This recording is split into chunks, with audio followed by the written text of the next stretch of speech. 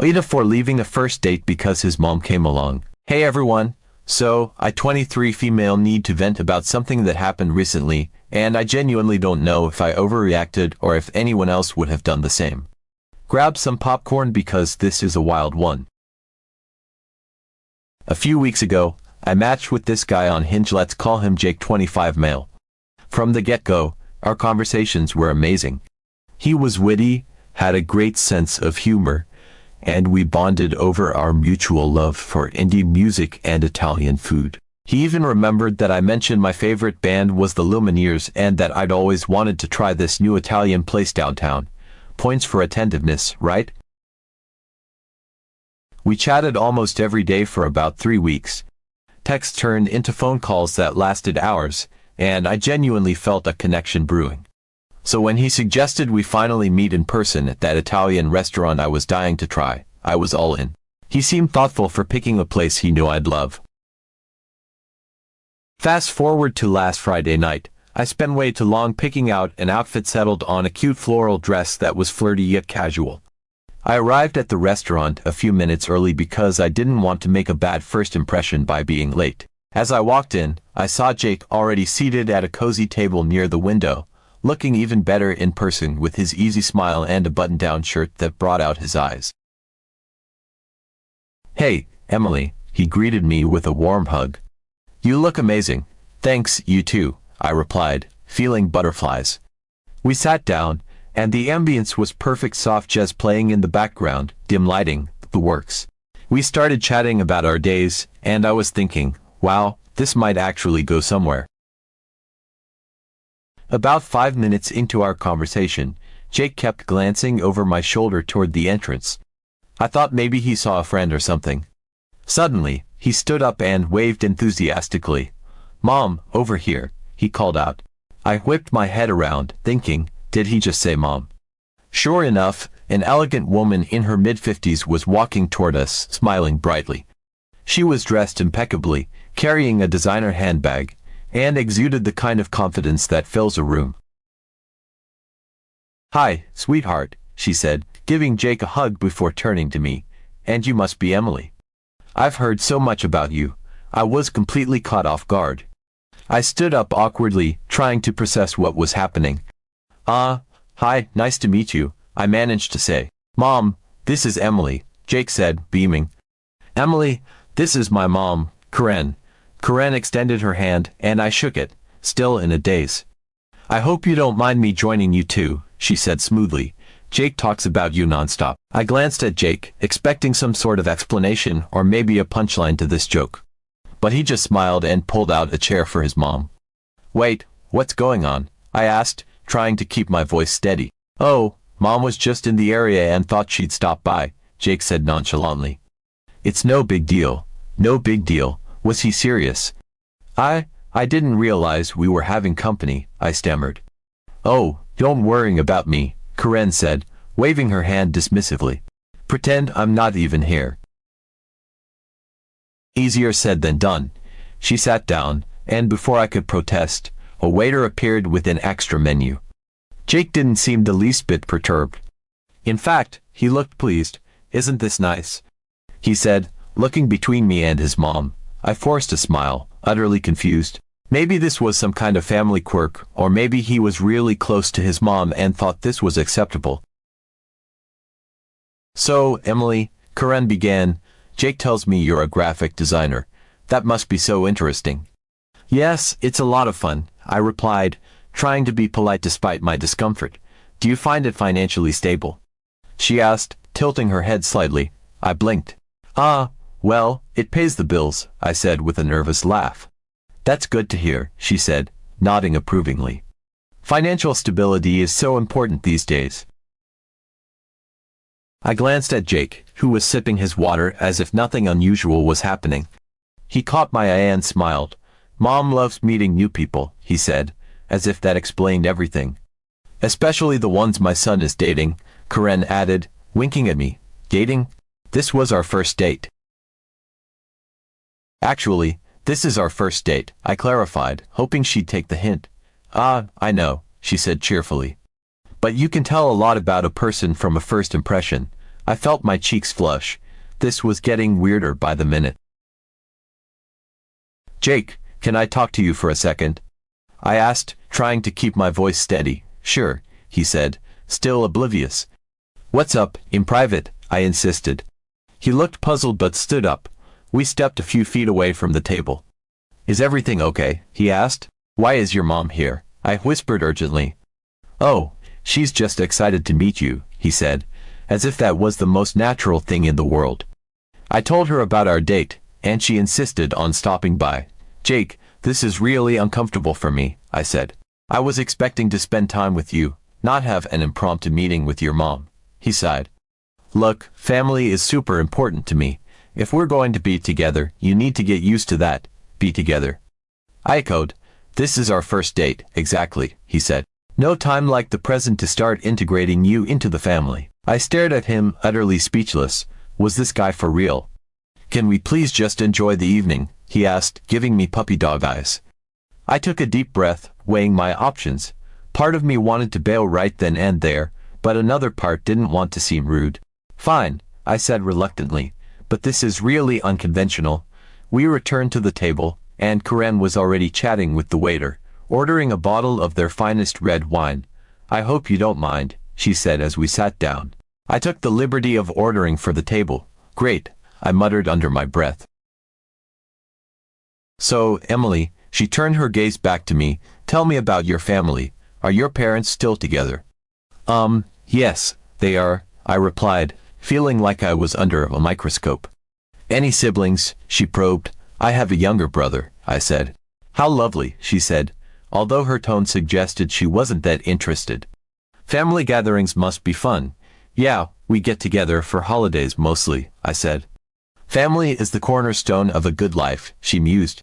"Don't you agree?" "Sure," I said, reaching for my water glass. The waiter returned with the wine, pouring glasses for each of us. I took a generous sip, hoping it would calm my nerves. "So, where do you see yourself in 5 years?" Karen continued. "Excuse me," I asked, nearly choking on the wine. "Just curious about your life goals," she said sweetly. "Jake is very goal-oriented, you know." I glanced at Jake, who was nodding along. "Mom always says it's important to plan for the future," he added. "Well, I hope to advance in my career," I said carefully. "Maybe do some traveling." "Traveling is nice," Karen said, "but what about settling down? Marriage, kids?" I felt my face flush again. "I think that's a bit personal for a first meeting," I said, trying to keep my tone light. "Nonsense," she waved me off. "Better to discuss these things up front." "Actually, I agree with Emily," Jake said suddenly. I felt a wave of relief wash over me. But then he continued, "Maybe we should talk about our expectations, you know, so we're on the same page." I couldn't believe it. Was this some kind of intervention, a pre-marriage counseling session? "Jake, I think this is moving a bit too fast," I said firmly. He looked taken aback. "Really? I thought we had a connection. We barely know each other," I pointed out. "That's what dating is for," he argued. "Yes, dating," I emphasized. "Not interrogations or family interviews." Karen sighed dramatically. "I think someone isn't ready for a serious relationship. Maybe I'm not," I snapped. "At least not with someone who thinks this is normal." An awkward silence fell over the table.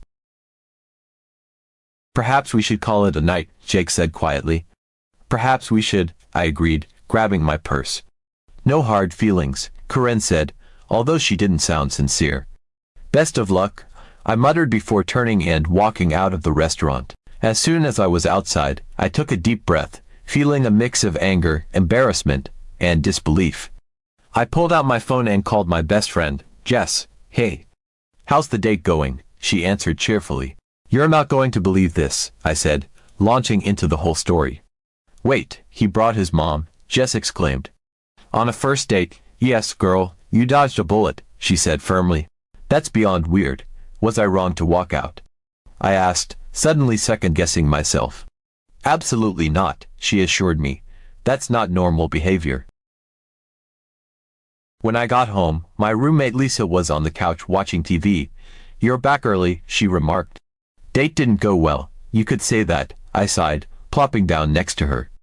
I recounted the entire ordeal, and her eyes grew wider with each detail. "That's insane," she said when I finished. "Who does that?" "Apparently, Jake does," I said. "You did the right thing by leaving," Lisa said. "Imagine what the rest of your relationship would be like." "Yeah, like bringing his dad to our second date," I joked. We both laughed, but I still felt unsettled. The next day at work, I told a couple of coworkers about it during lunch. Most were as shocked as I was, but one guy, Mark, played devil's advocate. "Maybe he's just really close to his mom," Mark suggested. "Some cultures are like that." "That's fine," I said, "but a heads up would have been nice. Or, you know, not bringing her to a first date." "Fair point," he conceded. Now I'm left wondering if I overreacted. Was I too harsh? Should I have been more understanding? Or did I dodge a major red flag? So, Reddit, am I the jerk for walking out on a date because he brought his mom along without warning? Update 1. When I left the restaurant that night, I genuinely thought that would be the end of Jake. I blocked his number, deleted our chat history, and spent the rest of the weekend laughing about it with my friends. Honestly, it felt cathartic to tell the story. Each retelling made it sound even more absurd.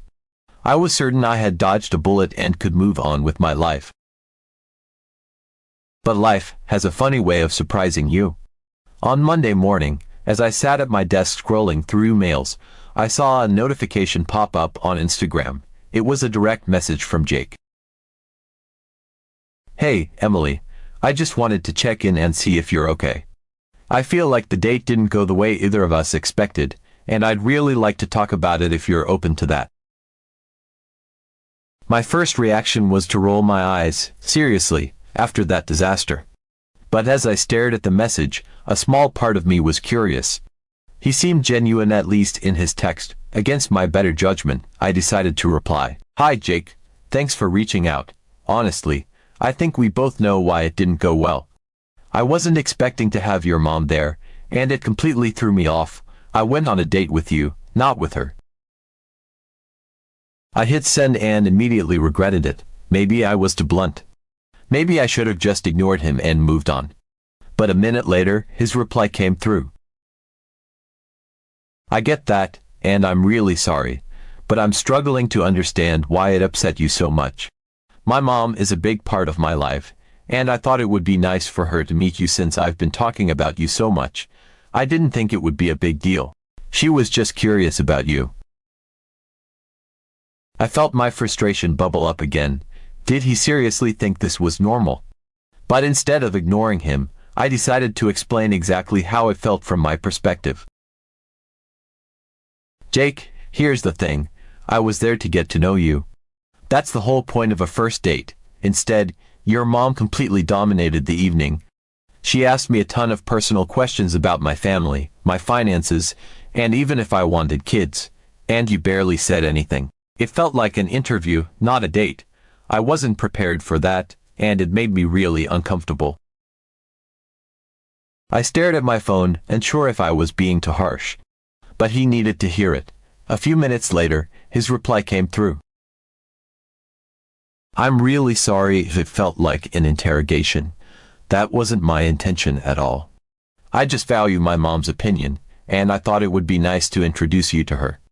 But I see now that I put you in an awkward position. I should have asked you first."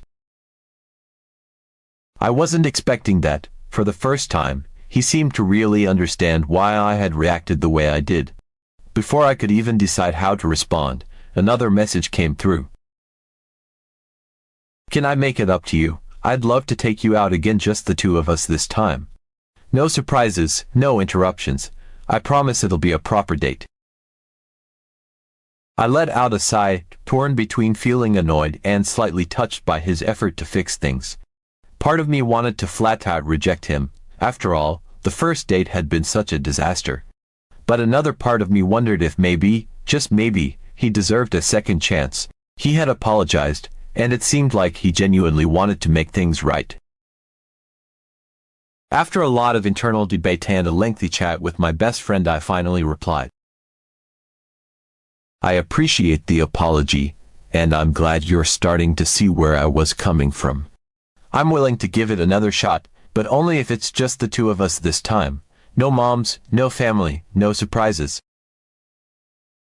His reply came almost instantly, deal. Just the two of us, I promise.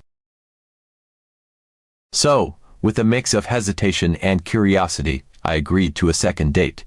Jake suggested a new spot, a quiet coffee shop known for its cozy ambience and amazing pastries. He promised to keep it low-key and all about us. Now I'm waiting for the second date and then I'll write the next update. I wonder what will happen there. Update 2. I went on a second date with him. You will be shocked by what you hear. Prepare to laugh. I am still in shock. I was cautiously optimistic as I walked into the little cafe Jake had picked for our second date. It was a cozy spot, full of warm lighting and shelves lined with books and plants. It smelled like freshly brewed coffee and cinnamon rolls, and it immediately put me at ease. Jake was already seated at a corner table, looking as handsome as ever in a casual button-up shirt. He stood up when he saw me, giving me that same warm smile that had initially drawn me to him. We exchanged pleasantries, and from the very start, the vibe was completely different from our first disastrous date. Jake was attentive and engaged, asking me thoughtful questions about my work and hobbies. He listened intently as I talked about a recent project at work, nodding and chiming in with his own experiences. He opened up about his own life, sharing funny anecdotes about his job and his favorite childhood memories. It felt natural, and for the first time since we met, I could see the person I had spent weeks getting to know over text. The conversation flowed effortlessly. We talked about everything: our favorite movies, dream travel destinations, even silly things like our favorite pizza toppings. At one point, he made a joke that had me laughing so hard I nearly spilled my coffee.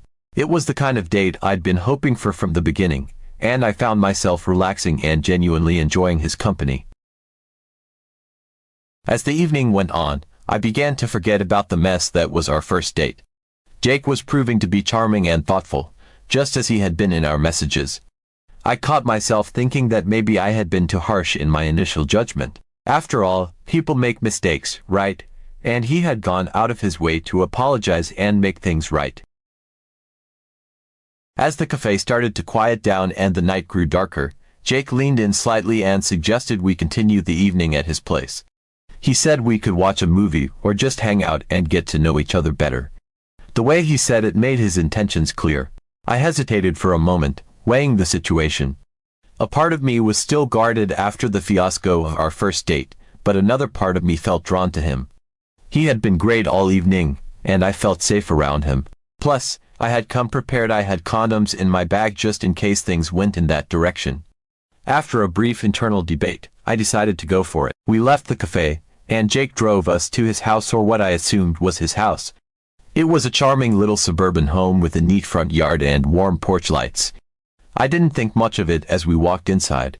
The interior was cozy and well-kept, and Jake guided me to the living room, where he set up a movie. The vibe was perfect: low lights, a soft throw blanket, and popcorn he whipped up in the kitchen.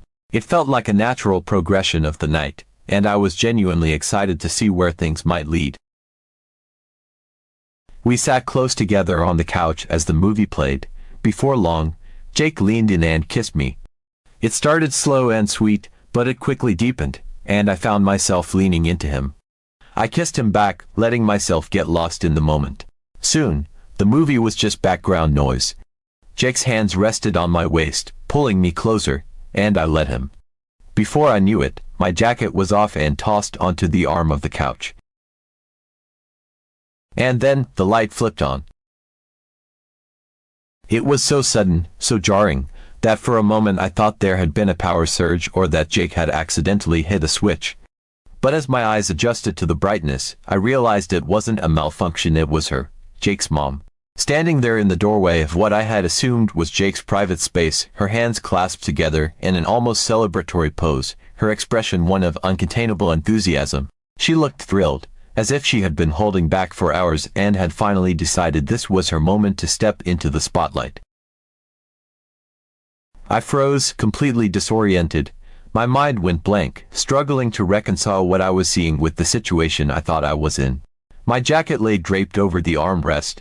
Jake's arm was still loosely around my waist, and the sudden reality of another person standing there as Mom, of all people, hit me like a bucket of ice water. My heart started pounding as I sat up straighter, suddenly hyper-aware of how close I was to Jake, how intimate the moment had been just seconds ago.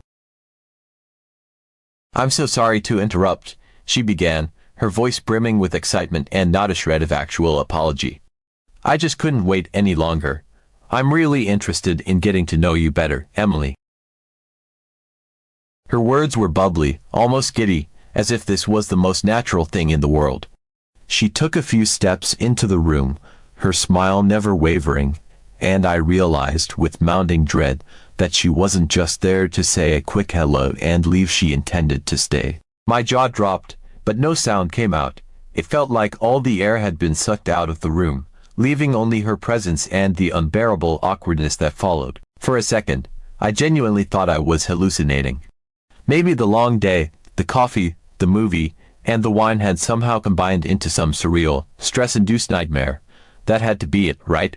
Because surely, Jake's mother would not actually be standing in the doorway of his living room, no, his bedroom, inserting herself into our evening at such an intensely inappropriate moment. My brain was spinning, grasping for an explanation that made sense. None did. I turned to Jake, desperate for some sort of reaction, some indication that he was as horrified as I was. But what I saw made my stomach drop. He wasn't shocked. He wasn't frozen in confusion or scrambling to usher her out of the room. No, Jake was sitting there, looking sheepish and uncomfortable, sure, but not even remotely surprised. It was as if he had been expecting this, or worse, as if this was something that happened regularly.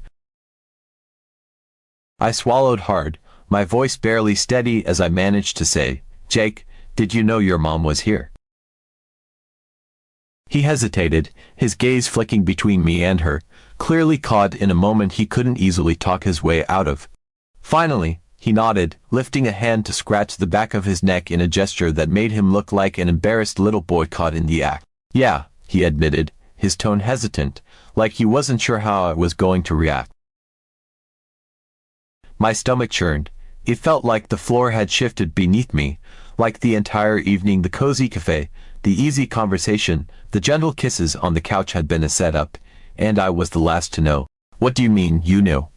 I asked, my voice rising slightly as panic crept in. "Why is she here?" Before Jake could even attempt an answer, his mom stepped forward, her energy practically buzzing, as she took over the conversation with the ease of someone who had clearly been waiting for her moment to shine.